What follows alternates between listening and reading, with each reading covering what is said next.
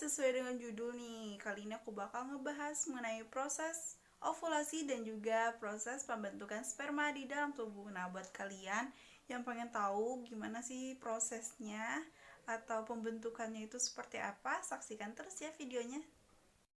Proses ovulasi. Ovulasi adalah salah satu proses yang terjadi dalam siklus menstruasi pada wanita. Proses ovulasi terjadi ketika follikel telur yang matang pecah dan melepaskannya melalui tuba falopi ke arah rahim untuk mendapatkan pembuahan. Lalu, kapan terjadinya ovulasi? Ovulasi biasanya terjadi di tengah siklus menstruasi. Dalam siklus menstruasi yang teratur yaitu kisaran 28 hari, pelepasan sel telur biasanya terjadi sekitar 14 hari sebelum periode menstruasi berikutnya.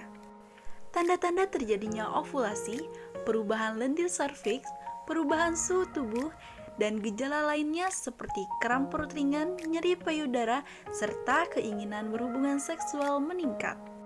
Proses ovulasi diatur oleh bagian otak yang disebut dengan hipotalamus. Dalam proses pelepasan sel telur, terdapat beberapa tahap yaitu periovulatory atau tahap folikular. Yang kedua, ovulasi. Dan yang ketiga, tahap luteal atau postovulatory. Nah, pada tahap ini dibantu oleh hormon LH atau luteinizing hormone. Spermatogenesis adalah proses pembentukan sel sperma di dalam testis pria. Spermatogenesis sendiri berasal dari kata spermato yang memiliki arti benih dan genesis yang berarti pembelahan. Sel sperma diproduksi pada tubulus semiferius di dalam testis. Di dalam dinding tubulus banyak sel yang tersebar secara acak yang disebut sel Sertoli. Sel ini berfungsi untuk memberi makan kepada sel sperma yang belum matang.